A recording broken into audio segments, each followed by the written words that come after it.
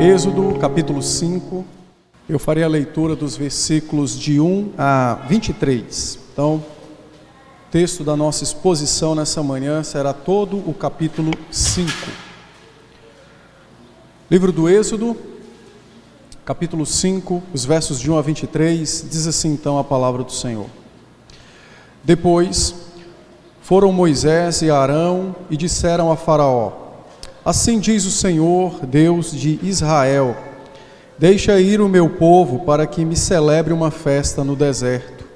Respondeu Faraó: quem é o Senhor para que lhe ouça eu a voz e deixe ir a Israel?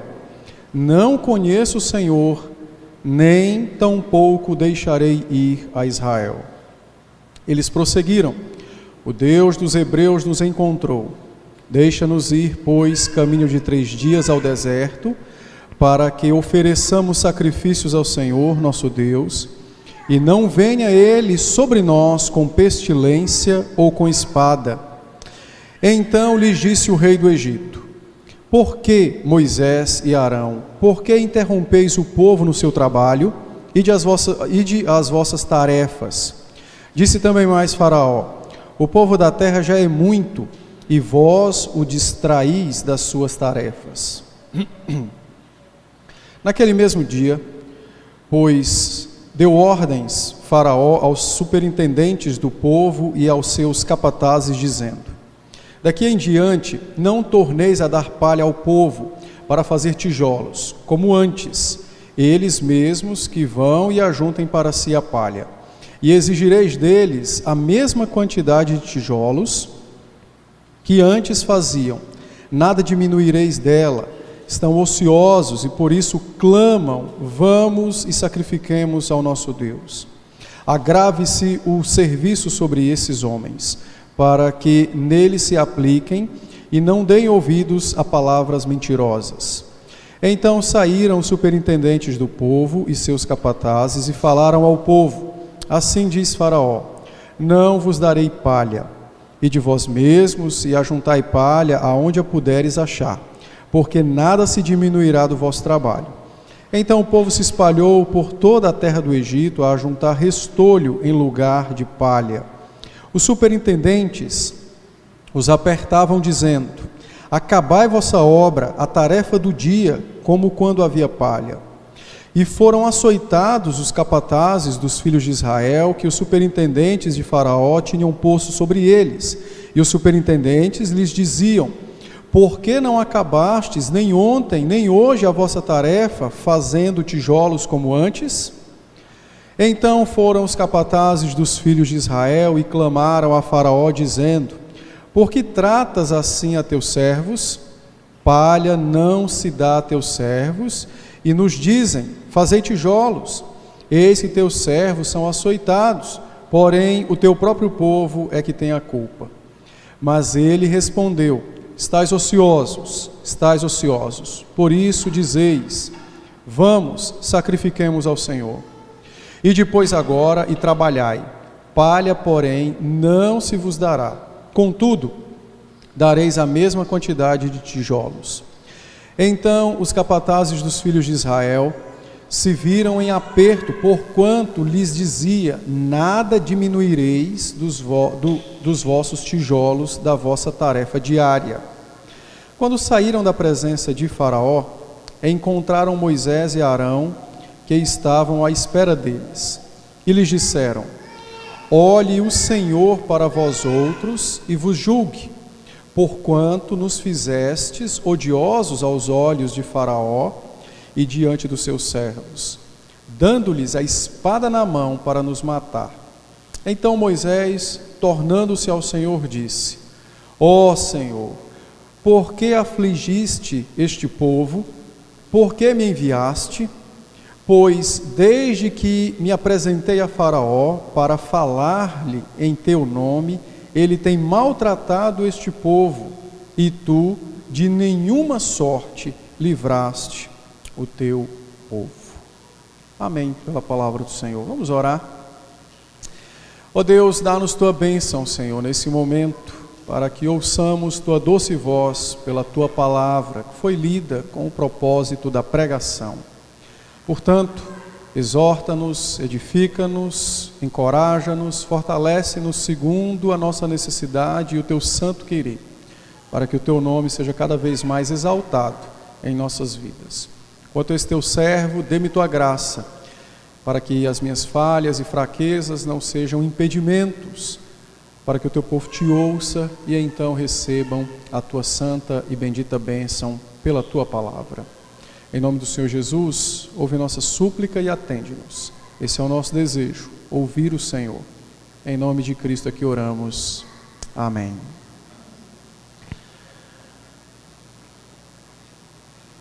Hoje é o último culto do ano de 2021, né? E geralmente as pessoas costumam fazer muitos planos nesse período final de ano.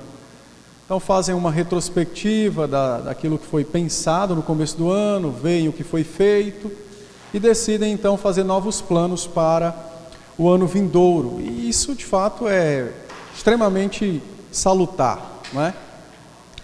Também é muito comum nesse momento do final do ano, né? Os votos de felicidade, saúde, não é? Crescimento espiritual, intelectual e assim por diante. E isso também é salutar, não é? E no meio da igreja, entre os crentes, também existem as metas particulares de cada um de nós. Então, muitos dizem, né, esse ano eu vou buscar me dedicar mais ao Senhor naquela área, vou ler tal livro. Então, são coisas boas que devem ser cultivadas por nós. E a ideia, então, é sempre de que o novo ano nos reservará bons tempos, e no caso dos crentes, esses bons tempos estão ligados também com a sua obediência à palavra do Senhor, e de fato isso é bom, não é? Então, eu estimulo os irmãos a pensarem sobre metas de leitura bíblica, livros teológicos, não é? Áreas que precisam melhorar, áreas em que precisam aplicar mais a Escritura. Isso certamente fará com que nós cresçamos na palavra do Senhor. Mas, e se nada da felicidade ou de bons tempos vierem como resultado da nossa obediência? O que você vai fazer?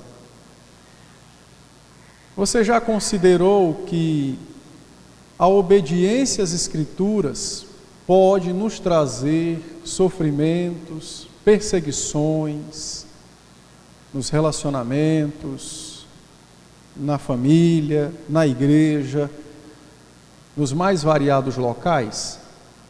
Já consideraram a hipótese de que, à medida que eu me dedico, não é, em uma área, eu talvez não seja recompensado imediatamente, mas seja rotulado? Por exemplo, os nossos jovens, né, ou adolescentes que se comprometem e se comprometerão em seguir a palavra do Senhor, eles se comprometerão em examinar as Escrituras antes de fazer as suas escolhas, na roupa que escolhem vestir, no uso das palavras, e como recompensa, talvez um outro colega, uma pessoa da própria igreja, ao invés de elogiá-lo, vai rotulá-lo, dizendo que ele quer ser mais santo do que os demais. Já imaginaram isso? Já imaginaram, por exemplo, não é? O Júnior, o Luiz e o Gustavo, que são os nossos jovens solteiros em posição de casamento, decidiram então que querem casar com uma mulher crente, que teme o Senhor, uma mulher fiel, mas ao invés de serem estimulados pela igreja ou pelos próprios parentes a seguirem o caminho da piedade, vão ser, na verdade, estimulados ao oposto, com a apresentação talvez de moças bonitas, mas descrentes, ou de moças de boa aparência, completamente contrárias a tudo aquilo que a palavra prescreve para uma mulher. Então, já imaginaram que a obediência pode trazer perseguição, sofrimentos? dificuldades, dores. É interessante esse contraste, não é? Isso pode acontecer. É interessante observar, por exemplo, no próprio matrimônio. Às vezes um dos cônjuges decide crescer em santidade e a resposta do outro não é o mesmo, mas é exatamente o oposto. É exatamente conflitos, porque ainda quer estabelecer ou manter o status quo, né, de algumas práticas, e então você tem problemas no matrimônio quando uma das partes, mesmo sendo os dois crentes, quando uma das partes decide obedecer às Escrituras de uma forma mais intensa e mais propositiva em todas as áreas da vida. Então, a resposta do outro cônjuge pode não ser aquela de estímulo à fé e à piedade, mas será exatamente trazendo problemas, perseguições, sofrimento ao próprio matrimônio. Muitas vezes nós, de um modo em geral, queremos, por exemplo, nos comprometer mais com a igreja, tanto nos seus trabalhos como na sua vida financeira, apoiar trabalhos missionários, e então, por alguma razão, Deus nos permite passar por privações financeiras, e aquele compromisso que nós assumimos com o Senhor, agora torna-se objeto de preocupações, de sofrimentos, já que nós queríamos tanto participar mais, contribuir mais, mas agora nos vimos, né, por uma razão estejamos em dificuldades financeiras. Então, a obediência pode sim resultar em sofrimentos. E o que é que nós vamos fazer? Como reagiremos aos sofrimentos quando estes são o resultado imediato, não esqueça dessa palavra, imediato, da obediência? Eu interrompi a exposição de Marcos e voltamos para o livro do Êxodo, os irmãos sabem disso, né? Havia iniciado a exposição desse livro há uns meses atrás, e os capítulos 5 e 6 são os capítulos que abordam com essa questão. A obediência gerou imediatamente sofrimentos, e como Moisés, Arão e o povo lidou com isso, e como Deus lidou com esta situação. O texto que lemos, ele está na sequência daquele encontro de Deus com Moisés, lá no deserto, quando o Senhor o vocacionou, e Moisés então agora já se encontrava no Egito. O capítulo 4 conclui dizendo que ele ousadamente reuniu os anciãos de Israel, falou as palavras do Senhor, e o povo creu. Então aquilo trouxe um ânimo, um vigor de fé. O povo creu, o povo entendeu que Deus havia então visitado a nação, né, a futura nação, com graça diante daquele momento de sofrimento.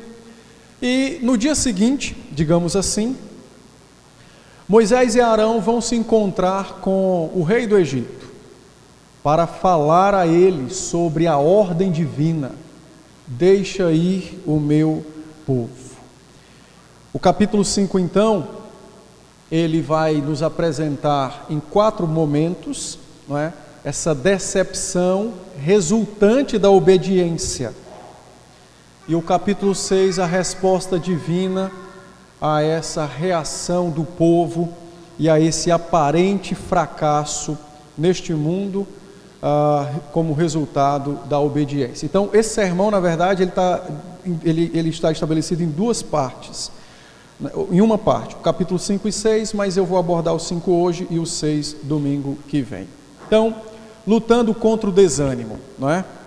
Ou desencorajamento, lidando com o sofrimento como resultado da obediência.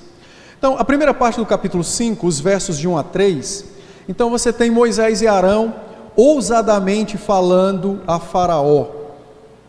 Então eles foram ao palácio, eles estavam imbuídos, não é? Cheios de fervor espiritual. O povo havia crido há poucos momentos atrás, então eles estavam de fato corajosos na fé e decidiram então cumprir a palavra do Senhor e foram então até ao palácio real, marcaram uma audiência com o Faraó e quando chegaram lá a palavra foi: deixa ir o meu povo, assim diz o Senhor. Assim diz o Senhor, deixa ir o meu povo. Então Moisés e Arão estavam de fato em cumprimento, em obediência clara e explícita da palavra do Senhor. Eles não apresentaram nenhum outro argumento a não ser a ordem divina. Deixa ir o meu povo, assim diz a palavra do Senhor. É interessante observar, por exemplo, que em Atos 4:13, os discípulos, quando se apresentaram diante do Sinédrio, eles se apresentaram de uma forma ousada, corajosa espiritualmente, e disseram ao Sinédrio: o Cristo vive e reina.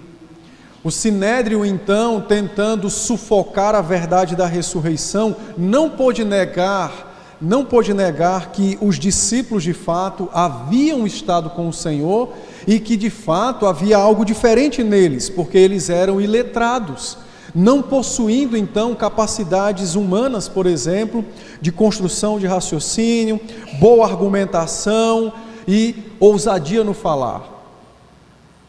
Mas o final do capítulo 13 é com os discípulos sofrendo nas mãos do Sinédrio. E o mesmo acontece aqui. Moisés e Arão corajosamente falaram a palavra do Senhor, anunciaram com coragem a Escritura a Faraó e então, em obediência, decidiram honrar o Senhor. Veja, isso vai acontecer conosco no próximo ano e deve acontecer conosco sempre. Ousadia na fé, coragem para aplicar a palavra em todas as áreas da vida. Nós precisamos de fato nos decidir em seguir o Senhor de uma forma integral, e isso irá exigir de nós coragem, isso irá exigir de nós essa ousadia na fé, e nós então devemos aplicar a palavra a todo momento na nossa vida. Mas em segundo lugar, então, o texto nos mostra agora a recusa à palavra do Senhor. O primeiro oponente, não é? O momento inicial da primeira decepção. Então, olhe comigo o verso de número 2. Faraó respondeu: quem é o Senhor para que lhe ouça eu a voz e deixe ir a Israel? Mas quem é Deus para que eu lhe atenda tal ordem? Quem é o Senhor? É interessante notar, né? E isso é uma das coisas que deve nos fazer cada vez mais nos maravilharmos com a palavra de Deus, né? Deus não esconde as oposições ao seu nome e à sua obra, né? Mas nós, os crentes, muitas vezes fantasiamos um mundo fora da realidade bíblica, achando que na primeira menção de um versículo bíblico, o diabo se renderá, os ímpios serão convertidos e todo o mal se dissipará. E quando acontece o oposto, então Faraó responde a Moisés: só um minutinho, quem é o Deus do qual você está falando para que eu obedeça a sua voz? Nós nos iludimos, achando que as coisas acontecerão instantaneamente, somente porque estamos em obediência a Deus. Nós achamos que o mundo vai ser transformado no estalar de dedos, mas não é assim. Deus tem seus planos, faz parte do plano de Deus a resistência do mal, até para nosso próprio crescimento, na perseverança e na fé. Então Faraó disse: eu não conheço o Senhor. Eu não conheço o teu Deus. E é interessante porque o tema, conhecer o Senhor, é o tema que marca o livro do Êxodo. Mais adiante nós voltaremos a esse tema, quando chegando perto da entrega dos mandamentos, o Senhor vai abordar isso agora apresentando-se para o seu próprio povo. Notem, meus irmãos, que no verso de número 3, Moisés e Arão então, eles retrucam aquela resposta, a recusa de Faraó. Então eles disseram no verso 3: o Deus dos hebreus nos encontrou, deixa aí, pois, caminho de 3 dias ao deserto, precisamos sacrificar ao Senhor, celebrar ao seu nome. Outra coisa, ele pode vir sobre nós com espada e pestilência. Então eles foram corajosos em retrucar a recusa de Faraó. Eles foram corajosos, eles continuaram seguindo e obedecendo o Senhor. O autor aos Hebreus vai descrever esse momento como sendo o momento em que Moisés e Arão viram pela fé o Deus que não se pode ver, Hebreus 11, 27. Então eles viram o Deus invisível e por isso decidiram confrontar o rei que recusava, dizendo: a ordem é: deixa ir o meu povo. Diante então dessa segunda resposta de Moisés, então a recusa de Faraó será intensificada, e Faraó então dirá exatamente o seguinte: você não tem o que fazer, por isso que você quer ir para o deserto adorar. O povo é muito, então, na verdade, eles têm pouco trabalho, porque são muitos. Daí a razão de terem tempo de orarem e de clamarem ao Senhor. Então eu vou fazer o seguinte: eu vou aumentar a escravidão, eu vou amargar ainda mais a vida deles, e eu vou tornar suas vidas mais miseráveis do que o que já são, porque o povo está ocioso, Moisés. Você não está deixando o povo fazer o trabalho deles. Você está atrapalhando o povo em suas tarefas. Não foi isso que ele disse no verso de número 5? Você está distraindo o povo das suas tarefas. Eu vou aumentar a escravidão. E então, a resposta de Faraó a essa segunda palavra mais enfática de Moisés, a essa segunda demonstração de coragem e fé de Moisés e Arão foi: eu vou aumentar a dor e a escravidão de Israel. Eles não vão mais receber palha, eles vão ter que agora recolher palha para fazer os seus tijolos. Diferente dos nossos tempos, que os tijolos têm toda uma tecnologia, naquela época, os tijolos eram feitos com a argila retirada das margens do Nilo, misturadas com palha, e fazia-se os moldes e se colocava para secar. E a palha então tinha essa função de dar uma liga, ela estruturava o tijolo, para que ele não ficasse quebradiço, né? Mesmo depois de seco. Então, eles não vão ter mais palhas, mas eles terão o mesmo encargo. Eles deverão produzir a mesma quantidade de tijolos e ainda recolher palha para os produzir. Então ele aumentou a dor, ele aumentou o trabalho, ele ampliou a angústia do povo de Israel. Notem no verso de número 9, que quando ele chama os superintendentes para falar com eles, o Faraó diz aos superintendentes: estes homens estão ociosos, e por isso eles dão créditos a palavras mentirosas. Então ele mesmo disse que a palavra de Deus era mentira. A recusa não foi apenas diante de Moisés e de Arão, mas a recusa foi deliberada também diante dos seus superintendentes e dos capatazes que foram postos sobre o povo. Ele chamou a palavra de mentirosa. Ele agravou então a dor e o sofrimento do povo de Israel. E veja como isso é interessante. Veja como isso é extremamente interessante, não é? Às vezes, no exercício da nossa fé, quando somos confrontados com as recusas, sejam de pessoas próximas a nós ou não, essa recusa é uma ocasião para que Satanás questione a validade da nossa fé e da nossa obediência, exatamente tomando o mesmo caminho de Faraó. Será que eu não estou desperdiçando tempo em servir o Senhor quando eu poderia fazer outra coisa? Será que ao servir o Senhor eu não estou de fato gozando de ociosidade quando poderia me aplicar a outras coisas? Será que essa palavra é verdadeiramente poderosa? Porque não pôde convencer minha própria esposa, meu próprio marido, meus próprios filhos, o membro da minha igreja. Será que ela é mesmo verdadeira? Será que ela não é falha?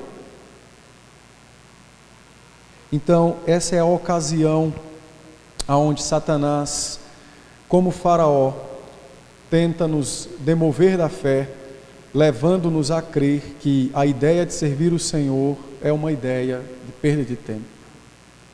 E que a palavra não é de fato tão poderosa como se imagina.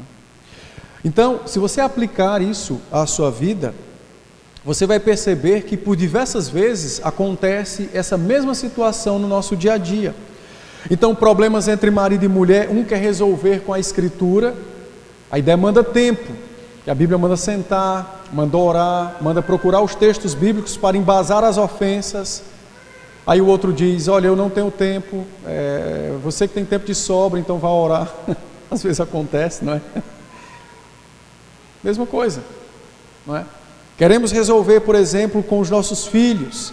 Os filhos estão sempre agitados, ou nós muitas vezes agitados, então aplicar a palavra parece implicar em perda de tempo, ociosidade, não é? Funcionários, patrões e etc. Nas mais variadas situações do nosso dia a dia, quando decidimos obedecer a palavra, então certamente encontraremos recusa e seremos tentados nesse momento da recusa, da oposição, a achar que é perda de tempo servir o Senhor e que a palavra não é tão poderosa assim. Então, percebem como é desencorajador, nos tira o ânimo, não é? Seguir e obedecer o Senhor quando o sofrimento e a perseguição, as dificuldades vêm como resultado imediato daquela obediência. Muitos crentes lidam com isso na sua vida. Estão lidando com algum pecado em alguma área, não conseguem encontrar ou enxergar a mudança que tanto desejam.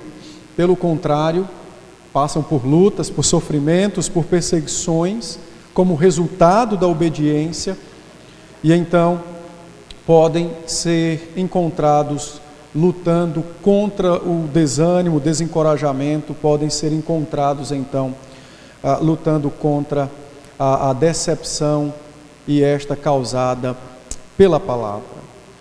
A título de aplicação, o que é que você tem que fazer quando isso acontecer? Duas coisas.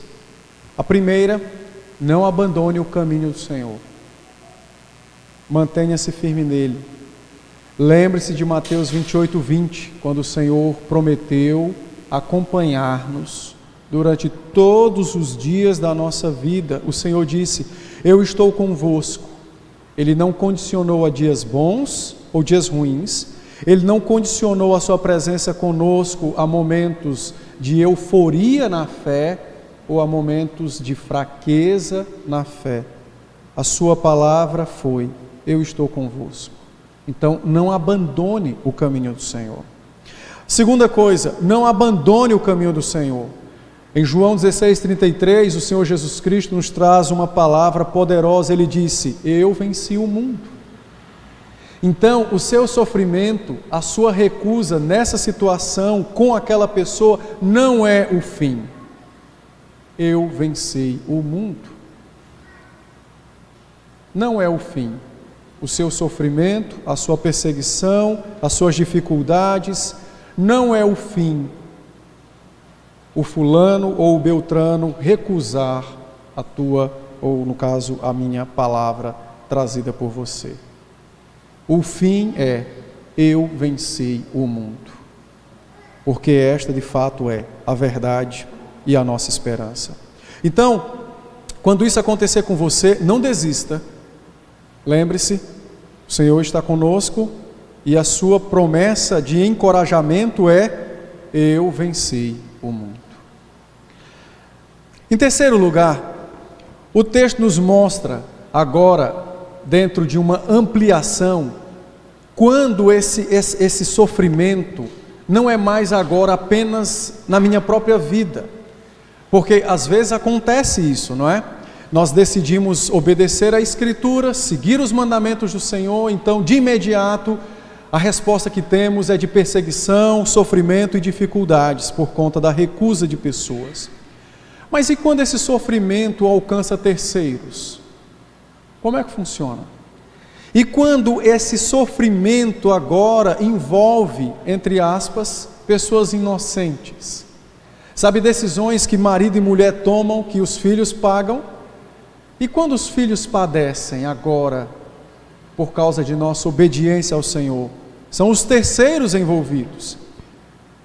Como é que funciona? Então essa é a terceira parte do texto. Acho incrível, né? Como Deus vai nos dando os passos na sua palavra sobre todos os episódios da vida humana. Então, a partir do verso de número 15 até o verso 20, o texto diz assim: então foram os capatazes dos filhos de Israel e clamaram a Faraó dizendo: por que tratas assim a teus servos? Palha não se dá a teus servos. E nos dizem: fazei tijolos. Então agora o povo, bem como também os seus capatazes, estavam sofrendo. A ordem foi dada aos superintendentes, os superintendentes chamou os seus subalternos e disse: olha, não vou dar mais palha para vocês, digam isso ao povo, e o povo tem que entregar a mesma quantidade de tijolos. E se você observar comigo, você vai ver, por exemplo, no verso de número 14, que agora os capatazes, quando não tinham as suas metas cumpridas, eles eram açoitados, eles eram surrados, porque faltava cumprir aquilo que havia sido estipulado. Então os terceiros foram envolvidos, os terceiros agora estavam sofrendo, padeciam miséria nas mãos dos seus superiores, porque a ordem era: acabai a vossa obra. Por que você não acaba a sua obra? Não terminou nem ontem, não terminou hoje a sua tarefa. Então o povo de Israel, bem como também os capatazes, estavam em franca opressão e pressão, tanto dos egípcios como do próprio povo, porque eles assistiam o sofrimento dos seus patrícios, dos seus conterrâneos ali, assistiam suas dores, suas lutas. Então agora os terceiros também sofrem. Então, preste atenção, começa com Moisés e Arão obedecendo o Senhor. Vai a Faraó: deixa aí meu povo. Faraó se recusa e diz: não vou deixar, eu nem conheço. E outra coisa, você é mentiroso e está ocioso. Foi um baque para Moisés. Manda embora, chama os superiores. Diz o povo: não vou dar palha, aumenta a dor e a tristeza, traz angústia a esse povo, mesma quantidade de tijolos, sem palha. Aí agora o povo começa a sofrer em resultado à obediência de Moisés e Arão. Então os terceiros estão padecendo horrivelmente,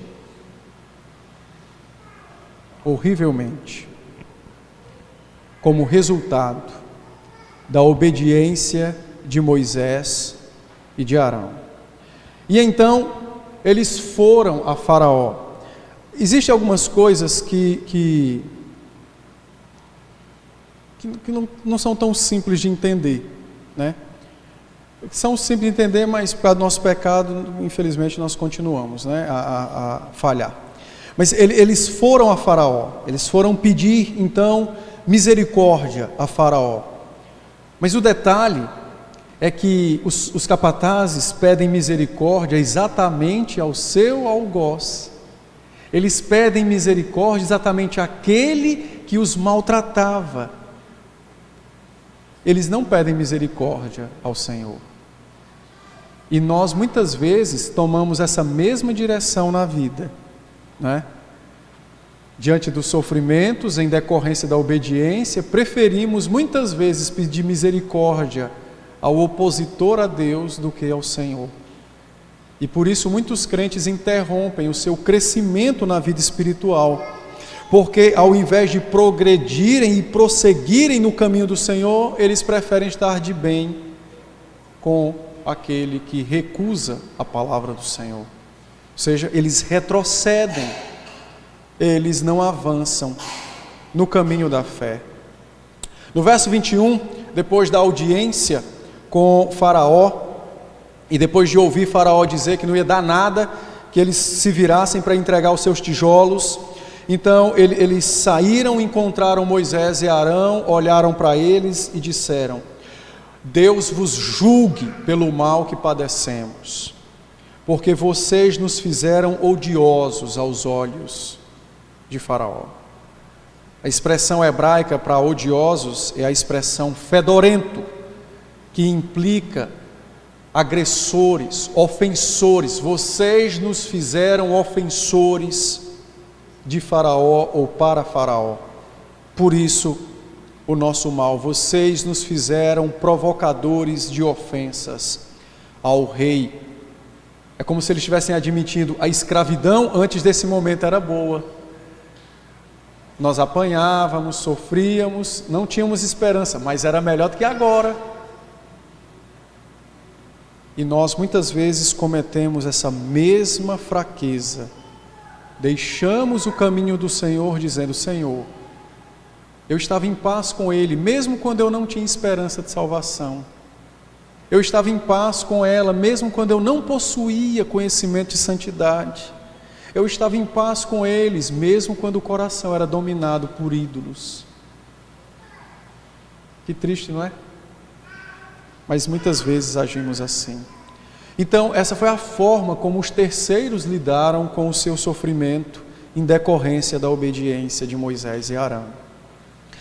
E a título de aplicação para nós, o Salmo 86, versos 6 e 7, nos ensina o princípio de um Deus que ouve atentamente as dores do seu povo.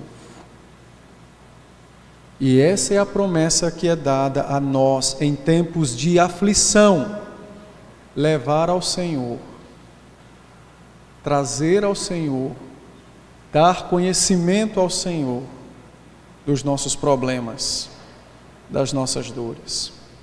Porque, como diz 86, 7, o Salmo, o Senhor nos responde.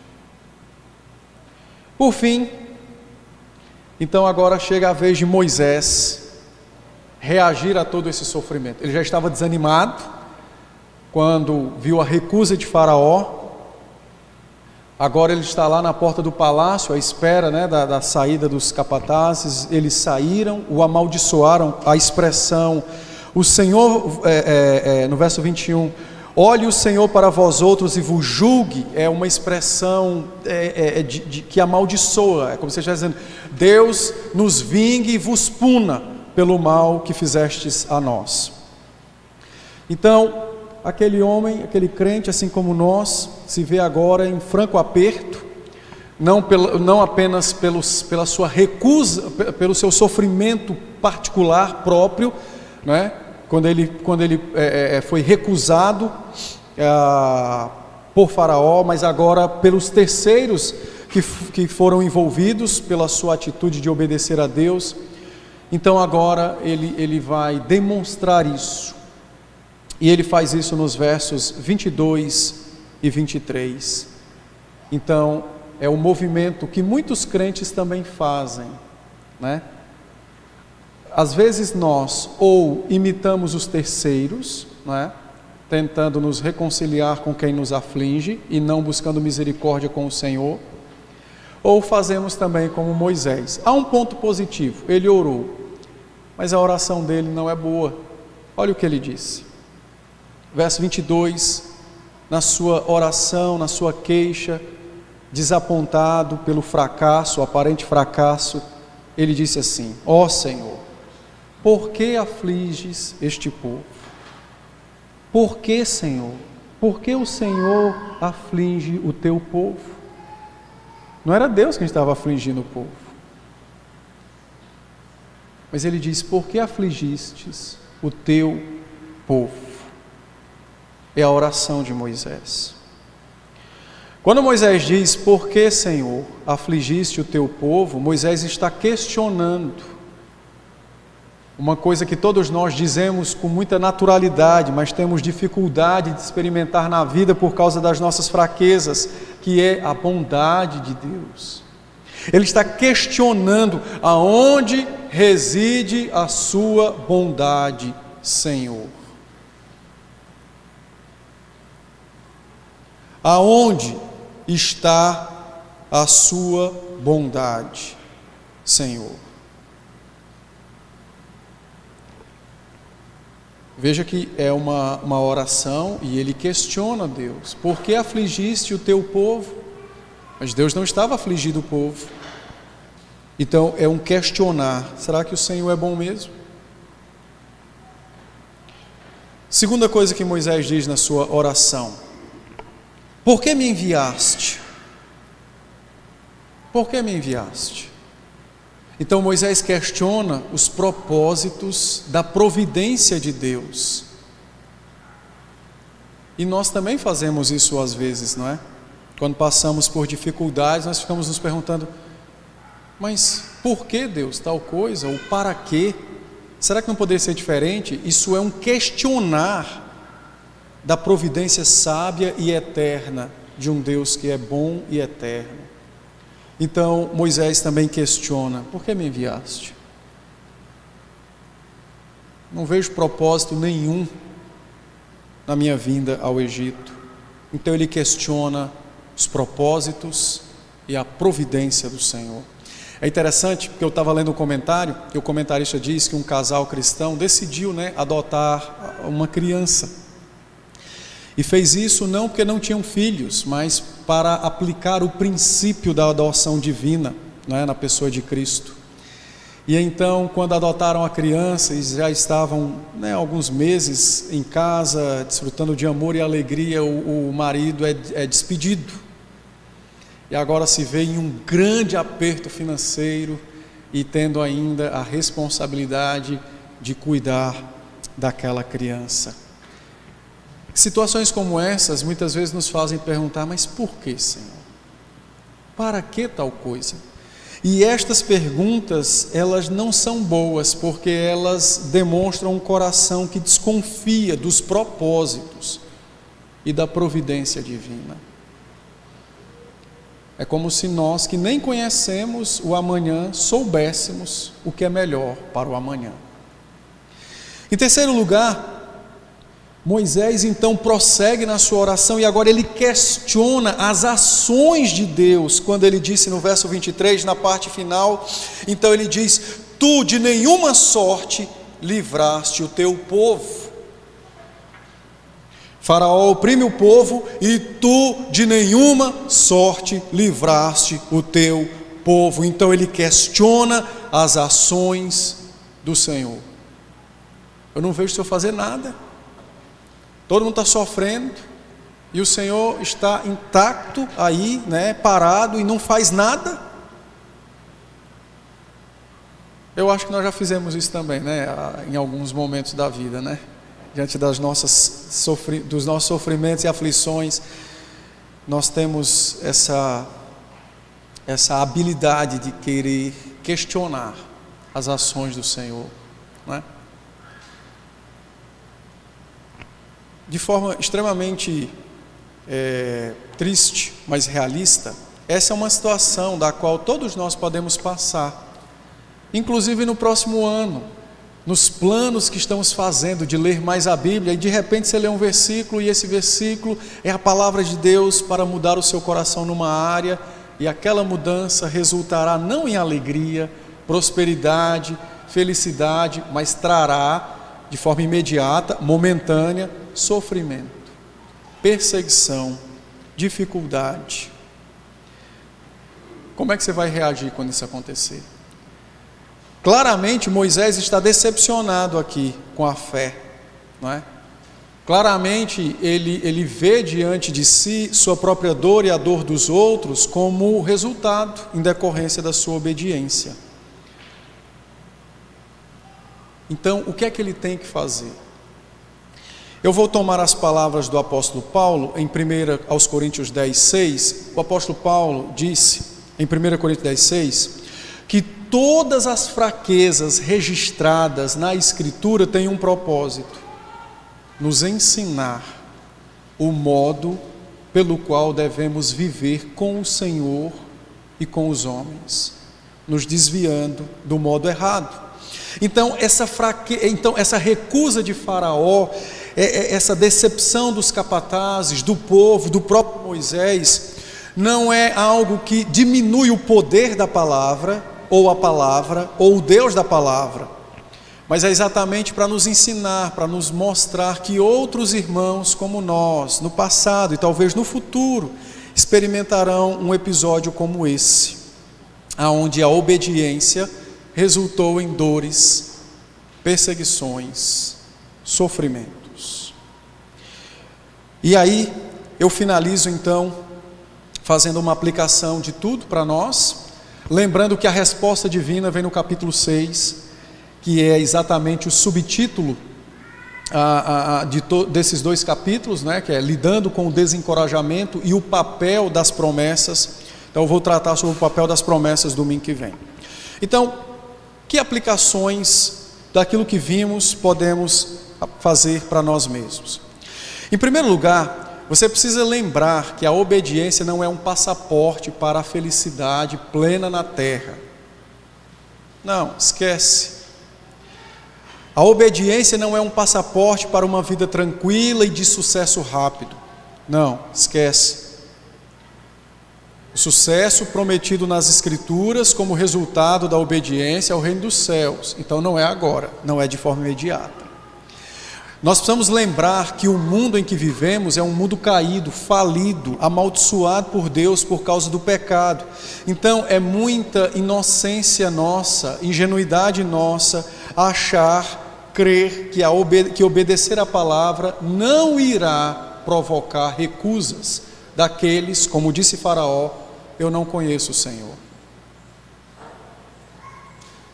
Inclusive no próprio meio cristão, dentro da igreja, dentro de casa, ainda que conheçamos o Senhor, lembre-se, nós estamos num processo de aperfeiçoamento, e pode ser que em algum momento um cônjuge decida obedecer o Senhor numa área e o outro não esteja disposto a obedecer também na mesma área, e então você tem as lutas, os sofrimentos, os problemas ali.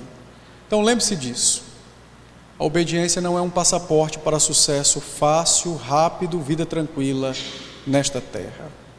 Em segundo lugar, não construa suas esperanças fora da Escritura. Não construa suas esperanças fora da palavra. A verdadeira esperança está sediada na pessoa de Cristo, firmada na própria palavra.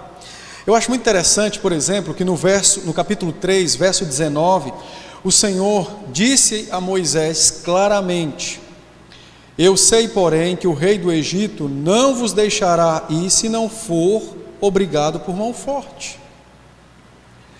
No capítulo 4, verso 21, o Senhor disse também a Moisés: quando voltares ao Egito, vê que faças diante de Faraó todos os milagres que te hei posto na mão, mas eu lhe endurecerei o coração para não deixar ir o povo. Então Moisés não tinha motivos para estar tão decepcionado assim. Por que ele estava tão desencorajado? Por que ele estava tão decepcionado?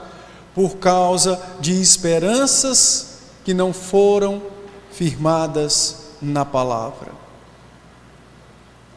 Ele tinha motivo para estar decepcionado, porque era um pecador no caso de Faraó, era um pecador pecando, mas ele não tinha razões para estar tão decepcionado assim. O Senhor disse: ele não vai deixar ir, eu vou endurecer o coração dele. Infelizmente, irmãos, esta palavra do Senhor para Moisés é esquecida por nós às vezes.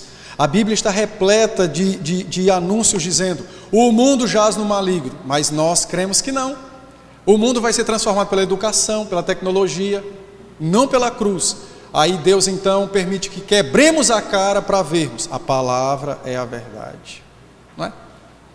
A Bíblia está velha, careca de ensinar: o homem é pecador. Nós sempre alimentamos uma esperança mentirosa de que o homem não é tão mau assim. Por isso que quebramos a cara, dentro de casa e fora dela, porque ignoramos a palavra do Senhor e alimentamos esperanças que são falsas e falhas. Achamos que a primeira pessoa que vamos evangelizar no primeiro momento já vai se converter, abandonar todos os ídolos e mudar radicalmente de vida. Ele vai ser o Elias, que vai ser até arrebatado para o céu. Achamos que vamos falar com o cônjuge, que também é crente, vamos repreendê-lo pelo pecado e ele vai humildemente ceder ao Espírito. Não, ele é pecador, ele vai resistir ao Espírito e por isso os problemas domésticos. Na igreja o conselho pensa: vamos nos santificar mais, e a igreja vai apoiar. Não é verdade, ela vai lutar contra, porque o desejo é satisfazer a carne. Mas nós não esquecemos destas coisas e alimentamos esperanças mentirosas, sediadas no mundo e nosso próprio desejo, e não na palavra do Senhor. É muito interessante como Cristo lida com essas coisas, porque em João 16:33, Ele nos deu uma promessa. Também é uma promessa, né, no sentido negativo, mas é uma promessa. Ele disse: no mundo passareis por aflições. Nós achamos que Jesus é mentiroso. Nós queremos tornar Cristo mentiroso, não querendo assumir a realidade e a presença das aflições no mundo. Achamos que somos mais sábios do que Deus. Então, não construa suas esperanças em você mesmo, construa na palavra. Faltam aí 6 dias para o próximo ano, faça seus planos. Fantástico, decida obedecer o Senhor a qualquer custo, mas não tenha diante dos seus olhos felicidade, sucesso, vida regalada. Não alimente isso, não é verdadeiro, isso não vai acontecer. O que é que vai acontecer? Nós vamos sofrer dores, dificuldades, perseguições por causa de Cristo, e por isso Jesus disse: quem perder a sua vida por mim, achá-la-á, mas quem me perder para encontrar a sua vida na terra, perder-se-á para sempre.